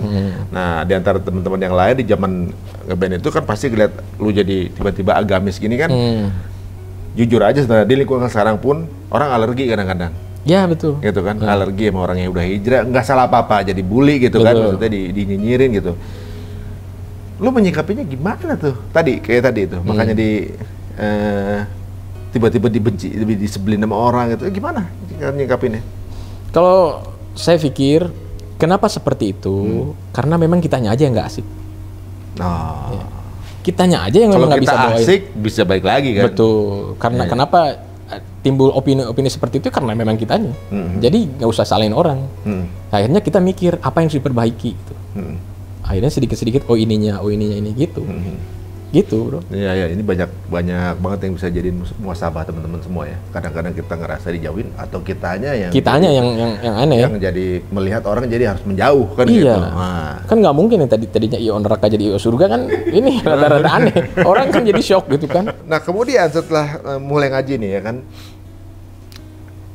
iya bukan berarti ketika jadi justru orang nyangka wah udah hijrah gitu, kesannya hijrah sebuah finish ya, padahal justru sebaliknya ya. Wah. Itu adalah sebuah start. Masya Allah. Nah, setelah itu berjalan kan jadi hijrah sebenarnya jerninya kan, perjalanannya kan gitu ya. Pasti jenis godaannya beda lagi. Jenis cobaan dan godaannya pasti akan beda lagi. Yang pasti, Bro, yang pasti. Ketika Allah Subhanahu wa taala menguji hambanya, ya. Ini ujiannya tuh pas banget di titik lemahnya. Aduh, yang kayak gini saya tuh udah biasa. Diuji sama Allah saya udah biasa. Dengan kemiskinan kayak gini saya udah biasa. Gitu. Dipikirnya, ya Allah ini bakalan nguji itu lagi. Padahal beda-beda. Nih satu orang teman saya nih ada yang kecewa sama istrinya. Maksudnya ada sama perempuan lah, sama perempuan. Oh, saya tuh kalau sama perempuan tuh udah biasa banget. Diuji kayak gini, diselingkuhin apa segala macem, gitu kan? Ya. Nanti kedepannya kalau misalnya diuji lagi sama perempuan ya saya udah kuat, gitu. Udah pernah. Nah, ternyata timbul nih ujian yang kedua, nangis lagi aja, Bro, tetap. Ini Kesannya udah. ya, dan dia akan mengatakan, ini orang yang diuji nih, dia akan mengatakan, ini orang yang tidak, ya maksudnya kurang imannya, dia akan mengatakan, tidak ada ujian yang besar seperti ujian yang Allah Ta'ala timpakan kepada saya. Udah paling gede aja. Paling gitu. gede aja, gitu kan. Kalian ini belum apa-apa, coba kalau jadi saya. Wah, kayak gitu kan. Nah, ini mah hebatnya Allah Ta'ala. Pas menguji hambanya ini, di titik lemahnya pasti Allah tahu titik lemahnya di mana. Oh, iya. Ini namanya ujian dari Allah Subhanahu wa taala, pasti. Ya, untuk orang beriman ini pasti diuji terus gitu, Bro. Ya, ada kadang-kadang nggak berada di jalan Allah aja diuji juga gitu kan. Nah, itu kan beda-beda. Iya, maksudnya Ada ujian dari Allah Ta'ala, ada azabnya Allah Ta'ala. Kita harus memahami kan? Oh iya. Azabnya di mana, ujian Allah Ta'ala di mana. Nggak, gitu kalau kan. kita hanya mengatakan bahwa ujian ada masalah ya. Ya. Adalah masalah ya. Padahal Betul. konsepnya nggak gitu kan. Iya. Ngerasa ya kalau udah hijrah pasti akan dapat banyak ujian gitu, banyak masalah gitu, masalah-masalah itu. Cuman kan kalau orang beriman, wa may yattaqillaha yaj'al lahu makhraja wa yarzuqhu min haitsu la yahtasib. Jadi orang-orang yang bertakwa kepada Allah Subhanahu wa taala, Allah akan berikan solusi daripada setiap masalahnya. Iya. Jadi Allah kasih masalah, Allah juga yang kasih solusi, gitu bro. Benar. Nah, Iya. ada orang yang nggak berijaj, orang yang mungkin bukan di jalan Allah juga punya masalah juga. Jadi sama-sama Punya masalah aja juga, gitu. iya. Cuma masalahnya ada di mana nih ketika masalah itu adalah azab atau ujian kan? Betul, gitu. betul. Apa yang dibikin sendiri kan, gitu kan? Tapi orang nggak nyangka kadang-kadang dimudahkan segala hal itu ujian juga, kadang nggak kepikiran. Betul. Tahu ujian itu masalah aja. Ketika dapat kemudahan, padahal itu ujian juga kan sebenarnya. Ujian juga, kaya miskin ujian, betul. Nah, kan berarti hidup berubah nih. Berubahlah hidup ya. Iya. Dulu segala kemudahan. Betul. Ya kan? Sekarang setelah berhijrah pasti banyak cobaannya. Banyak bro, banyak banget. Banyak cobaannya yang mungkin kadang-kadang bertentangan dengan berlawanan sama di masa itu. Ya itu tadi. Merasa kehilangan nggak momen itu? Oh iya, ini temen ya. Ini yang hijrah juga. Ini boleh nggak ya kira-kira nih kalau saya pengen minum aja 1 gelas aja. Biar bisa Kangen masa itu tipsi itu dikit. Aduh, boleh nggak ya gitu? Kangen gitu, kangen. Padahal kan udah haram banget tuh, saya udah mau nyentuh minuman haram kayak gitu-gitu. Tapi kan suatu waktu ada masa seperti Futur itu. ya? Iya. Boleh nggak? Itu kayaknya cewek cantik banget, nyobain dikit aja. Itu bro, itu godaan-godaannya itu seperti itu. Kita bukan muhrim nih, ya. Saya bukan muhrim nih sama dia. Tapi boleh nggak kira-kira saya jalan sama dia? Saya pengen banget. Udah lama nggak ngerasain masa-masa pacaran kayak gitu. Kalau dulu malah kayaknya nggak ada pertimbangan itu kan? Nggak ada. Ini teman-teman ya, dari teman ya, dari teman yang curhat. Duit ada, wajah nggak jelek-jelek banget. Terus ya semuanya mendukung. Tinggal ngelakuin aja gitu. Ya. Oh, istri nggak tahu di rumah. Tinggal ngelakuin aja nih, bisa nggak gitu. Makanya kita sering ngobrol tuh. Ya, kira-kira nih gitu kan. Dia pengen apa ya? Ada sesuatu hukum yang membolehkan lah gitu. Ya, kira-kira kalau kita jalan nih sama cewek ini, ya anggaplah bawa aja apa namanya? Bagaimana cari halalnya temen gitu? lah, buat teman berdua. Asal saya ngeliat si ceweknya aja. Pengen jalan kemana, terus gini. Ini gimana katanya gitu kan? Tuh ada tuh yang kayak gitu-gitu. Ya itu awal bro. Itu awal. Nanti ada janjian kedua, ketiga dan sebagainya. Soalnya saya dengar dari Ustadz juga tuh katanya setan tuh nggak langsung to the point Ya ya. iyalah. Jadi pelan-pelan dulu. Ada juga yang ini cerita lucu bro. Ini cerita zaman dulu. Jadi ada atau orang yang berilmu dia, ya dia mencoba dakwah ke kalangan-kalangan cewek gituan lah bro. Cewek-cewek gituan. Ini cerita aja, cuma cerita aja. Ya. Nah, dia keluar daripada teman-temannya. Maksudnya dia nggak ngomong-ngomong sama teman-temannya, nggak ada musyawarah. Saya mau dakwah di sini, nggak ada. Gitu. Jadi dakwah di tempat maksiat gitu ceritanya. Gitu. Niatnya itu. Ya gitu. Tiba-tiba ada cewek yang kayak gitu ya, cantik bro. Kamu hari ini dapat langganan? Belum, saya baru datang. Ya udah katanya. Kamu jangan ngelakuin itu. Saya kasih uang berapa sih satu hari biasanya? Ya saya dapat 1 juta lah. Oh ini. Jadi hari ini kamu nggak boleh buat dosa. Ya kan? Gitu. Nah besoknya ada lagi bro si cewek itu. Cantik bro, ceweknya cantik gitu. Kamu hari ini gimana? Ya saya baru datang lagi. Oh ya udah, saya kasih ini 1 juta lagi. 1 juta. Akhir cerita nih si ceweknya, duh Pak saya nggak enak. Bapak baik banget, Pak Ustadz ini baik banget sama saya. Gitu kan. Ngasih duit mulu gitu. Dan saya pun nggak ada apa namanya. Nggak ada yang bisa saya kasih. Nggak ada yang bisa saya kasih. Boleh kalau mau Bapak pakai saya gitu. Dia mikir-mikir pakai juga. Aduh. Dia mikir ini cantik juga ya. Iya. Ya kan intensitas itu yang mesti dihindari malah dideketin gitu. Nah gitu bro, itu makanya karena nggak berjamaah, nggak ada musyawarah tuh kayak gitu. Jadi kuat-kuatan energi aja tuh ya. Ya gitu. Jadi apa namanya? Jadi tadinya cobaan jadi cobain gitu ya. Ya kadang-kadang ya apa namanya bukan berarti sudah mulai belajar itu tanpa ada cobaan. Cobaan iya, tetap diuji terus. semuanya. Ya. Dan kita jangan nantang-nantang lah bro. Pasti yang Allah kasih ini pasti berbeda-beda. Benar. Gitu. Jadi satu jangan nantang minta cobaan. Iya, minta ujian. 2, jangan sok paling benar. Nah, paling benar tuh jangan sok paling diuji. Karena tidak ada ujian yang paling berat selain Allah yang Allah berikan selain para rasul Allah itu yang utama. Lalu para sahabat. Lalu orang-orang soleh lainnya. Kita tuh bukan ada apa-apa, bro. Kita nggak usah ngerasa soleh, nggak usah ngerasa udah hijrah dan sebagainya.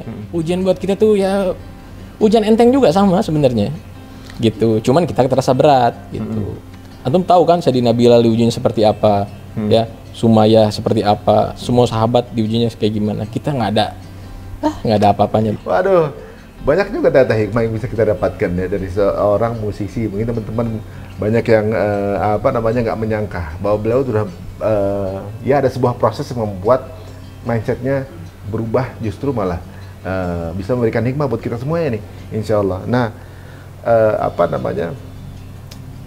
selama perjalanan itu ya, tentunya udah melewati, berarti udah berapa tahun ya sudah mulai belajar tuh? 10 tahun lebih berarti ya? 12 tahunan ada? Kalau nggak salah kurang lebih ya bro, dari 2009. Udah ya 12-13 tahunan gitu kan. Nah ini ujian ekonomi kena juga? Ya iyalah semua. Ujian ekonomi kena? Sama, semuanya. Tapi karena tahu ini adalah sebuah bagian dari satu paket itu, santai atau tetap berasa ini ujian? Ya deg-degan lah brother. Cuman ya maksudnya ya gitu. Emang Allah ini maha baik, ya. Ini buat saya sendiri nih. Ya, Allah ini maha baik ya. Di saat kita memang lagi gini, ada aja berada di sini. Itu nggak kepikiran. Udah, itu jauh daripada hitungan matematikanya, kita tuh pokoknya salah semua.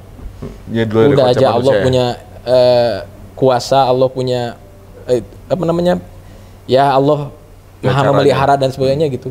Banyak sekali yang kita tuh akhirnya Masya Allah gitu kan, bersyukur sekali gitu. Yang mepet-mepet nih, berada nih misalnya bulanan mepet apa segala macam ada aja. Ada tiba-tiba datang sendiri gitu ya. Ini salah satu contoh nih, salah satu contoh. Udah nggak punya uang banget nih, udah nggak punya uang banget ketika itu. Ini contoh aja bro. Di perjalanan terus tiba-tiba nggak tahu gimana ada yang ini kan mau mobil nggak nih? Ada yang dijual nih, gini-gini. Teman perlu uang, gini-gini. Sama siapa ya? Ini juga kita iseng-iseng ya. Lalu telepon teman, nggak mau kemahalan. Ya udah kan. Mobil dijual karena memang udah buat ekonomi nih. Ya ini waktu Covid kemarin. Udah gitu ya udahlah. Gitu. Udah gitu sholat 2 rakaat, minta sama Allah supaya Allah Subhanahu Wa Taala kasih rezeki dari jalan mana terserah Allah Subhanahu Wa Taala gitu ya. Yang penting jalannya Allah, yang Allah suka, yang baik dan sebagainya. Tiba-tiba si orang yang tadi nolak tuh nelpon lagi. Itu mobil masih ada nggak? Masih. Ini ada orang luar pulau pengen mobil itu.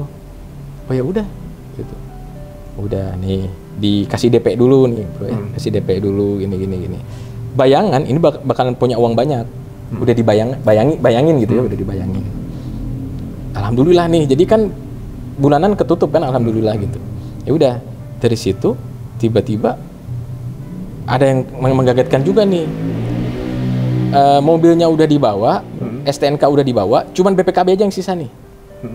Itu brother kagetnya kayak gimana, uang nggak punya, apa nggak punya, tiba-tiba mobil hilang.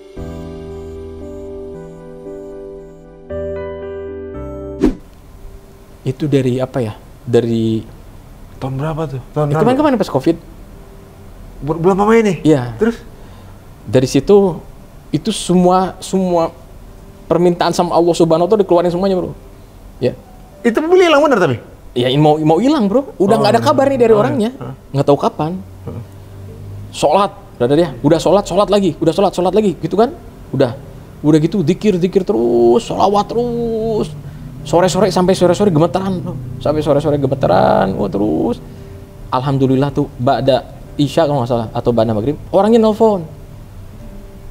Ada orangnya tuh, sama teman saya dibawa gini-gini, alhamdulillah bayar. Alhamdulillah dapat untung banyak gitu. Itu dari situ ada juga menegangkan. Alhamdulillah sebelumnya dia punya pengalaman. Hilang STNK, hilang BPKB, ya, hilang apa sebenarnya, semua kehilangan tuh pernah. Terus masalah apa-apa itu biasanya tuh selesai sama sholat 2 rakaat. Ya, karena ya selesaikanlah masalah ulama biasa ya udah selesaiin kamu sama sholat. Ya, ada apa-apa tuh sholat 2 rakaat kita sama Allah. Ada apa-apa tuh biasain kayak gitu. Ya, supaya kita yakin kepada amal. Ya, bukan makin kepada amal, bukan yakin kepada harta, kebendaan, tapi kita yakin kepada amal yang Allah Taala suruh, yang Rasulullah SAW suruh. Ya kan? Ya, jadi Allah Taala dan Rasulnya ini udah nyuruh kalau ada apa-apa, ada masalah, sholat. Ya udah, waktu itu hilang BPKB, udah 1 tahun, alhamdulillah ketemu. Hilang STNK, alhamdulillah ketemu. Kehilangan tuh, hilang Apple Watch, ya. Ketemu? Bukan hanya ketemu bro, dapat iPhone juga. Gitu. Itu sama sholat 2 rakaat. Jadi orang yang kehilangan dong. Makanya bro, itu aneh banget. Itu udah 2 bulan nggak ketemu tuh jam. Cuman saya yakin Allah Taala ini pasti kasih buat saya, pasti nih. Ya. Cuman di sisi lain itu Allah Taala ngasih lagi yang lain. Waktu manggung di mana, yang punya acara ngasih iPhone. Ini iPhone buat kamu. iPhone ini bukan Apple Watch, ya kan? iPhone beda lagi sama Apple Watch, ya kan? iPhone pasti dapat, Apple Watch ini pasti dapat, pasti. Pasti balik. Saya yakin. Iya. Ternyata alhamdulillah ketemu di satu tempat, akhirnya Apple Watch balik lagi. iPhone dapat, Apple Watch dapat. Itu asbab amal agama.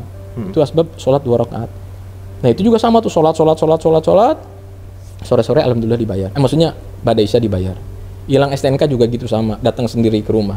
Cuma prosesnya dibikin tegang biar lo tuh. Betul. Kayaknya lo sangat cinta. Karena Allah pada punya saat kehendak ya. Allah punya ya kehendak. kan dengan tegang itu balik lagi saja ada dong. Betul. Jadi karena kekangenan untuk kembali disujuti gitu misalnya. Betul. Walaupun kan nggak butuh kita sujud juga, kebesarannya nggak ada. Betul. Tapi suka dengan sujud kita, bolak-balik dikasih jawabannya itu. Ini Masya Allah banget. Betul. Aduh. Cuman yang saya pikirin dulu ya, itu dengan sholat 2 rakaat itu kalau kita mau minta apa itu jadi aja. Yang saya udah punya keyakinan itu kebanyakan ya. Nah, ada beberapa hal ya ibaratnya gini. Udah yakin dengan keimanan di situ ya. Maksudnya mengimani itu. Ya dengan amal agama terjadi. Iya dan itu terjadi. Dan ini satu lagi sholawat bro itu. Kalau kita sholawat terus tuh kita bisa menjadi orang yang beruntung. Ini pengalaman iman iman ya. Kan kita masing-masing punya pengalaman iman ya.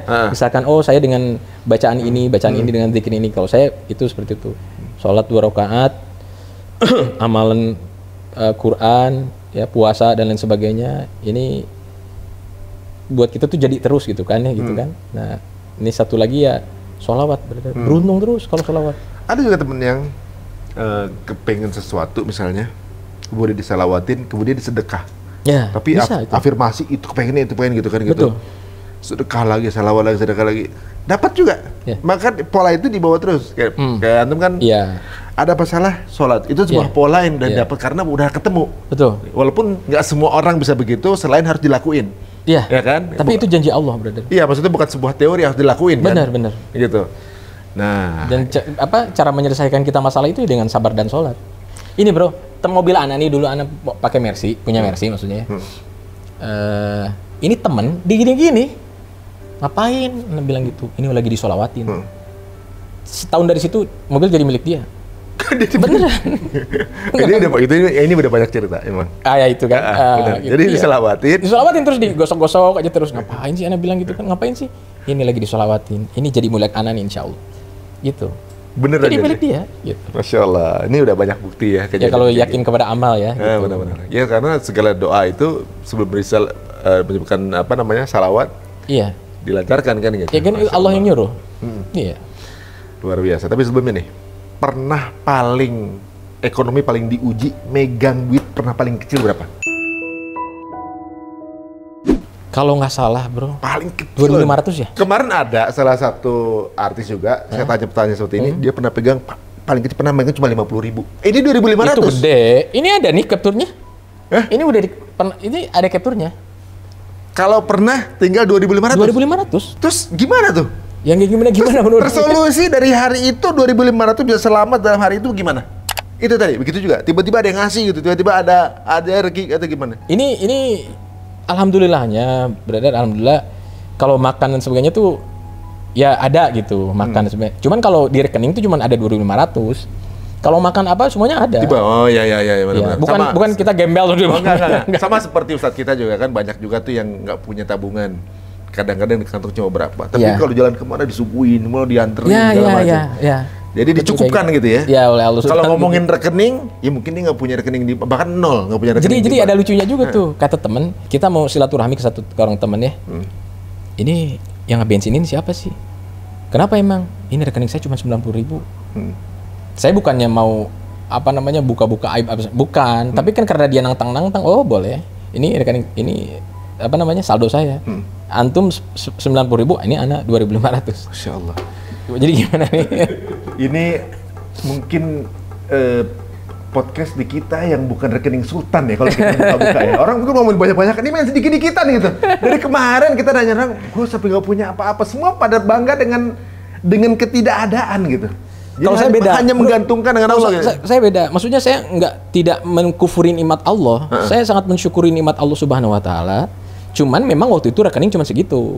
Tapi yang lain-lain semuanya ada. Maksudnya makan alhamdulillah ada kan, tempat tinggal ada dan sebagainya ada. Cuman waktu itu rekening itu segitu. Yang mau rekening kan maksudnya. Maksudnya bukan sesuatu yang kalau ada pameran jumlah banyak-banyak betul, kan. Nah ini justru dengan ketiadaan pun ngerasa nggak kekurangan, ya kan? Ya karena Allah Ta'ala cukupkan itu. Merasa benar. dicukupkan, Benar, kan? benar. Ada beberapa juga artis yang di sini waktu Public Figure datang ke sini bercerita bahwa udah gua tuh apa-apa udah nggak punya gitu. Gua rasa gua sama Allah aja udah cukup, yang ngerasa gitu. Ya. Kan gimana? Ini mindset ini nggak bisa kemudian orang kalau belum paham bisa nelen ya. Betul. Dan berarti ada keimanan di hatinya merasa bahwa dicukupkan dengan adanya Ya, Allah gitu kan. benar.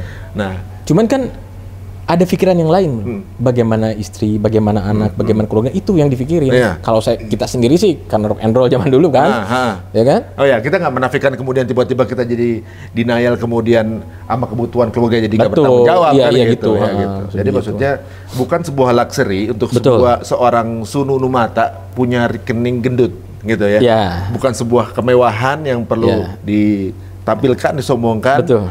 Apakah ini kemudian worth it untuk kita dibanggakan di hadapan Allah gitu kan Iya. jatuhnya. Waduh. Jadi ini- kekayaan tidak memuliakan, kemiskinan tidak menghinakan. Ya, Allah Ta'ala mampu menghinakan orang-orang kaya. Allah juga mampu ya memberikan kemuliaan untuk orang-orang miskin. Banyak orang-orang miskin tapi mulia, banyak.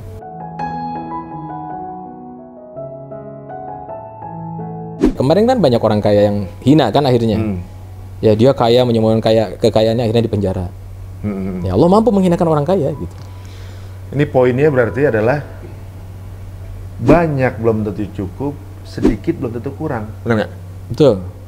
Orang ada banyak masih korupsi, Nah, banyak belum tentu cukup, udah punya duit banyak, masih ngajak yang lain untuk seorang dia jadi ikutan di dia trading misalnya kan gitu kan, masih banyak kurang aja gitu kan gitu.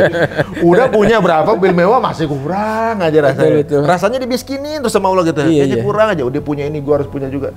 Tapi sedikit nggak ngerasa kurang. Ini kan aneh. Berarti kan bukan jumlahnya ini. Betul. Berarti kan hatinya ya. iya. Waduh, nih saya juga masih belajar untuk Wah, saya yang mesti belajar sampai ke sama level itu something else ini level baru. Kalau seorang sunu cobaan terberat itu di apa? Apa yang paling sulit untuk seorang sunu? Aduh, di ini lagi gitu. Apa? secara umum yang Anda pahami, tapi Allah lah yang ngerti juga tentang kehidupan ini. Semua manusia ini pasti diuji di hal-hal itu. Ekonominya diuji, ya kan? Lalu makanan buah-buahan gitu ya sama ya. Semuanya ini diuji sama Allah Subhanahu wa taala, apapun juga gitu, diuji sama Allah Subhanahu wa taala. Dan anak pun sama umum tuh. Umum gitu kan. Nah, kalau yang paling anak susah ini buat apa ya istilahnya, menghilangkan rasa malas tuh yang paling susah. Gitu. Kan kalau orang-orang soleh yang lain saya lihat tuh ya. Semua itu sih. Ya itu ujiannya kayak gitu, bro. Iya, Kalau iya, yang iya. lain ini anak-anak pikir ya, misalkan nih ada orang yang hafalin Quran. Ini dari teman-teman nih, udah berapa juz? Alhamdulillah udah 7 juz, udah 9 juz gitu kan. Ini udah tua-tua semua, bro. Untuk umurnya 60-an apa 70-an gitu. Ini udah tua semuanya. Sementara kenapa kita malas banget? Terus kalau misalnya lihat nih, kan kalau kalau kita lagi keluar pesantren kayak gitu, kita suka ngeliat tuh orang-orang yang tahajudnya berapa rakaat, yang zikirnya lama-lama 2 jam sampai sila terus. Kita ngeliat tuh, kita nggak ngerasa sombong. Ternyata banyak yang lebih soleh dari kita gitu kan, gitu. Nah, sementara ini kenapa sih malas banget? Itu saya pernah ke pesantren sama orang yang umurnya 68. 68. Dia tuh sudah biasa, brother. Jam 1 dia bangun, ya, sampai jam subuh tuh dia sholat, terus zikir, sholat gitu terus. Baca Quran, sholat, zikir. Tiap hari gitu, selama 40 hari saya lihat. Gitu. Ini soleh banget kan, orang tua ini soleh banget gitu kan. Masa saya tuh yang badan masih seger apa segala macam, kenapa malas banget coba? Padahal kan tinggal ngikutin aja gitu. Tiap jam 7 tuh kita ke pasar, kita belanja di pasar, lalu kita beli menu-menu Jam berapa? Jam 7 pagi. Ngapain? Iya, jadi programnya tuh nanti setelah sholat subuh Suruh ada ceramah tentang kebesaran Allah dan lain sebagainya sampai syuruk. sama suruh pasar. Nah, udah gitu kan sholat tuh. Duha. Sholat isyraq dan sebagainya. Sebelumnya ada musyawarah dulu. Musyawarah gitu kan. Beres musyawarah. Nanti jam 7 yang lain pada istirahat.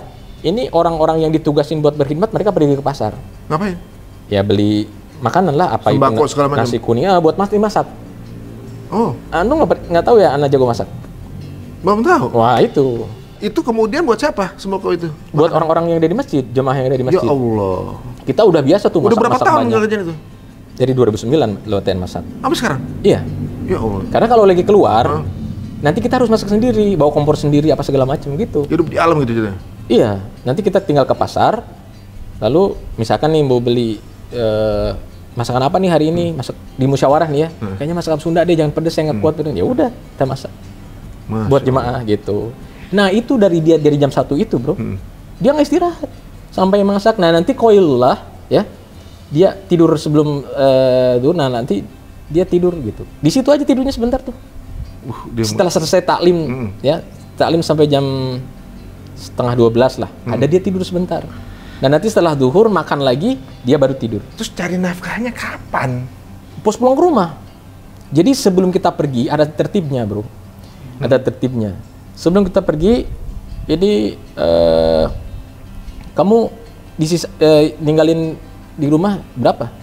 Cukup nggak untuk keperluan? Ini mau keluar 3 hari, ini pesan 3 hari. Cukup nggak buat di rumah? Ya, terus udah izin belum sama kantor? Ini kalau yang kantor, kamu punya uangnya, punya waktunya 1 hari berapa? 1 minggu ini berapa hari? Aduh, saya punya uang, punya waktunya cuma 1 hari. Ya udah 1 hari. Oh, Saya cuma gitu setengah ya? hari, setengah hari iya. Oh, serelanya. Ya, cuman kalau 3 hari ini sempurna gitu. Jadi kadang cuma tadi mau ikut setengah hari, enak juga jadi ikut 2 hari. Nah, gitu bisa jadi gitu. Tapi tertibnya, tertibnya semuanya harus dibereskan. Gitu. Jadi di rumah beres, amal-amal semuanya udah dibuat dan lain-lain. Kita udah beritahukan istri dan anak kalau saya mau pesantren, ya saya mau mencari nafkah batin buat kamu, saya mau mencari nafkah agama buat kamu.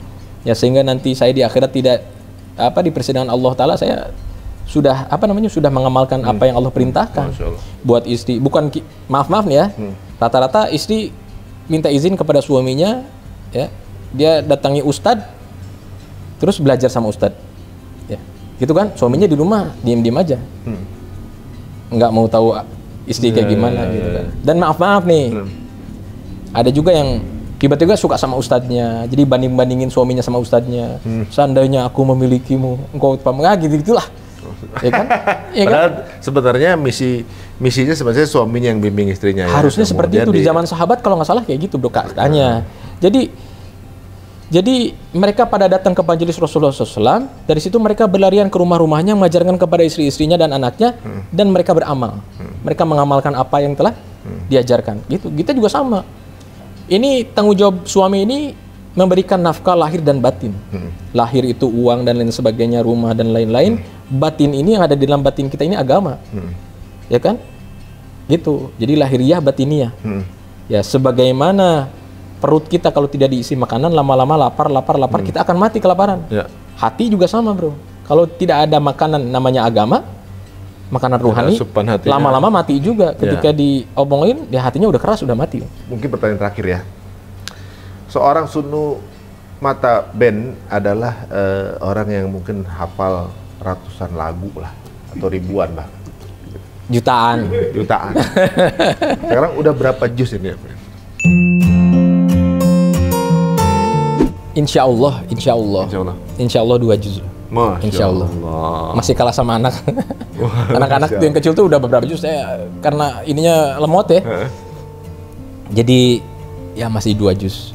Karena itu harus belajar kayak kiroat dan lain sebagainya gitu kan banyak banget kan. Itu keselang sama itu, terus keselang sama yang lain-lain gitu. Insya Allah 2 juz. Masih mau menghafal aja ibaratnya, yang ibarat. Dan itu pasti hilang bro. Kalau kita nggak ngapalin, hilang. Kita nggak murojaah itu hilang. Ya kita sering murojah lagu kan. Nah, betul. Hilang gitu. Nah, sama aja kurang. Itu memang iya. Jadi pas malam itu kita harus pakai. Atau sholat sunnah tuh kita harus pakai. Sementara kan panjang-panjang kan, ya harus sabar. Gitu. Kalau nggak dipakai hilang udah. Ini yang mungkin bisa menjadi inspirasi buat teman-teman semua ya, gitu. Ada waktu yang disisihkan untuk bekal nanti, gitu ya. Dan di sini juga kita juga nggak ngerasa yang paling benar juga. Betul, jauh dari benar. Kita ini masih ibaratnya saya di sini dalam proses belajar ingin tahu dari Kang Sunu. Saya juga belajar sama. Ternyata Kang Sunu kita berbagi. Banyak ilmu yang dikeluarkan dalam proses belajarnya. Dan nggak berhenti belajar sampai sekarang. Belajar terus. Gitu. Nah, Ila yaumil akhir. Masya Allah.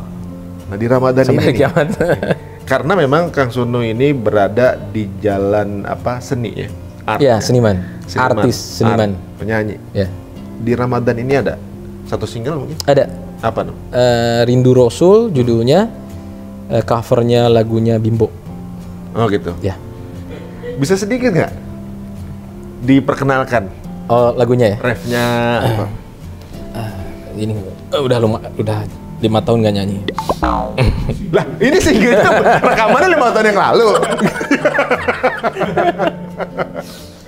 Rindu kami padamu ya Rasul, rindu tiada terberi, berapa jarak darimu ya Rasul, serasa di kau di sini. Dah. Masya Allah. Kalau denger lagu ini berasa udah mau lebaran. Ya bener kan? Emang Denger mau kan? Kenapa Rindu Rasul? Jadi semakin kita, ini menurut saya nih ya, pengalaman saya. Jadi semakin kita mau melangkah ke arah-arah yang memang ulama-ulama sampaikan, ya, ada kerinduan kepada Rasulullah SAW. Karena dalam kalamnya itu tidak ada jalan, ya, kebahagiaan, tidak ada jalan lain untuk mencapai kebahagiaan hanya dengan agama yang dicontohkan oleh baginda Nabi Sallallahu Alaihi Wasallam. Terus cerita tuh bagaimana Rasulullah SAW sangat mencintai kita. Satu hari ini jadi panjang nih, gimana nih? Satu hari ini ada anak kecil dari gendong sama ibunya. Rasulullah SAW tanya kepada sahabat, mungkin nggak itu anak dibuang? Ini cepatnya nih bro. Nggak mungkin lah. Kenapa? Karena anaknya ini, ibunya ini pasti sayang sama anaknya. Nah kata Rasulullah SAW, Allah Taala dan Rasulnya, ya, lebih menyayangi anak itu beberapa kali lipat. Ya, ini kata Rasulullah, Allah dan Rasulnya lebih menyayangi kita semua nih, ya, dibanding ibu kita beberapa kali lipat. Ya, bagaimana kita sering mendengar cerita Rasulullah SAW mengatakan umatku, di setiap apa namanya kita bertemu dengan ulama itu cerita itu terus kan, ya kan, umatku lagi gitu kan. Dan bagaimana Rasulullah SAW mempunyai fikir yang paling hebat ini, berfikir tentang bagaimana supaya umat Rasulullah SAW ini masuk neraka tanpa harus masuk surga tanpa harus masuk neraka dulu. Ini kan pikir Rasulullah nih, ya kan? Menyelamatkan umatnya. Ya, jadi gimana ini umat supaya masuk surga tanpa harus mampir dulu di neraka? Kita tahu bro, ini orang Islam ini yang mempunyai kalimat la ilaha illallah Muhammadur Rasulullah dalam hati kita ini pasti masuk surga. Cuman mampir nggak di neraka? Rasulullah tuh punya pikiran itu gitu, punya pemikiran seperti itu, cinta banget sama umatnya. Bagaimana supaya umatnya ini Allah selamatkan, Masya Allah. ya kan? Masya Allah. Nah, timbul tuh dari situ tuh karena cerita-cerita seperti itu, bagaimana akhlaknya, bagaimana mulianya beliau, wah banyak lah pokoknya cerita-cerita tentang Rasulullah SAW yang nyangkut di hati gitu. Ya akhirnya timbul kerinduan itu gitu.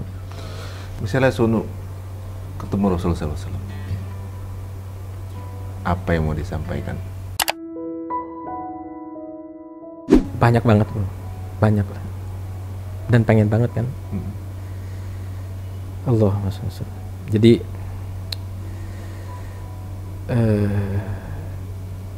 susah diomongin lah, banyak banget bro, banyak banget. Itu sebenarnya mirip-mirip ketika satu orang cerita tentang kehebatan satu band zaman dulu tuh, dan kita pengen ketemu banget gitu kan. Padahal dia nggak mikirin kita, ya kan? Tapi kita pengen datang, pengen ketemu, pengen dapat tanda tangannya, pengen dapat pelukan dan sebagainya, gitu kan? Nah ini jutaan kali bro, sama Rasulullah tuh jutaan kali, ya kan? Antum kan pengen nonton news kayak gimana kan? Pokoknya antum paham banget lah, ya kan? Mau diupayakan. Iya, kerinduan kita sama sesuatu tuh kayak gimana? Apalagi Rasulullah. Sedangkan kita udah tahu bagaimana Rasulullah SAW sangat mencintai kita, gitu, ya kan? Dan balasan cinta kita kepada Rasulullah SAW harus kayak gimana? Rasulullah SAW katakan, ya, jadi ya tidak dianggap beriman seseorang ini sebelum dia mencintai Allah Ta'ala dan Rasulnya melebihi cintanya kepada dirinya sendiri. Masya Allah. Ya kan? Kebayangan nanti kalau mau ketemu tuh mau ngapain tuh? Nanti kan kita cerita kalau ulama sampaikan nih, ya Rasulullah, ini hadis ini sahih nggak ya Rasulullah? Hadis ini kan, ya kan?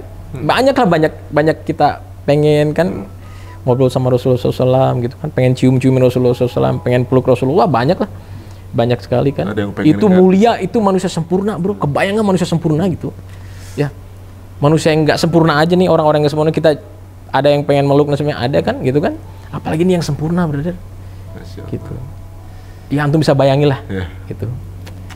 Susah diomongin. Susah ya, diungkapkan gitu. Susah. Yang pasti pengen banget. Ya pengen ketemu, pengen ngaduin apa gitu ya. Aduh. Makanya tiap hari kan sebelum kita tidur kita doa sama Allah. Ya Allah, semoga Engkau mimpikan hamba dengan bertemu dengan Rasulmu ya Allah. Itu kan tiap hari tuh ada gitu kan, gitu. Meskipun nggak pernah mimpi gitu kan, meskipun. Tapi masih gitu. Ngarep aja kan gitu. Iya gitu. Masya Allah, luar biasa. Ini sebuah perjalanan diskusi yang luar biasa yang mungkin banyak sekali kita baru dengar gitu ya. Bahkan untuk bertemu aja dapat kata-kata akan bertemu aja kita udah nyus ya. Bahkan kalau lagi umroh nih, meninggalkan Madinah sama meninggalkan Mekah beda. Iya. Meninggalkan Madinah tuh ngeliatin kubah hijaunya menjauh aja kayak susah ya maksudnya. Yeah. Jadi ya ini banyak banget ya. Terima kasih nih Kang Sunu untuk waktunya datang ke sini dan menceritakan hal ini. Sesuatu yang mungkin belum pernah saya dengar sebanyak ini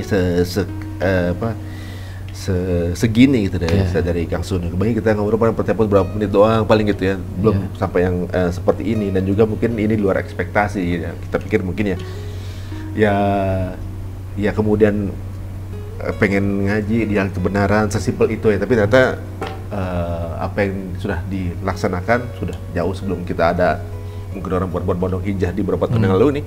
Kang Sunu udah mulai belajar dari sekitar 12 tahun yang lalu ya. Ini Masya Allah, mudah-mudahan istiqomah nih Kang. Amin, itu yang paling susah. Waduh. Dan juga mudah-mudahan menginspirasi teman-teman semuanya. Ada satu line yang mungkin bisa saya jadikan highlight untuk hari ini gitu ya.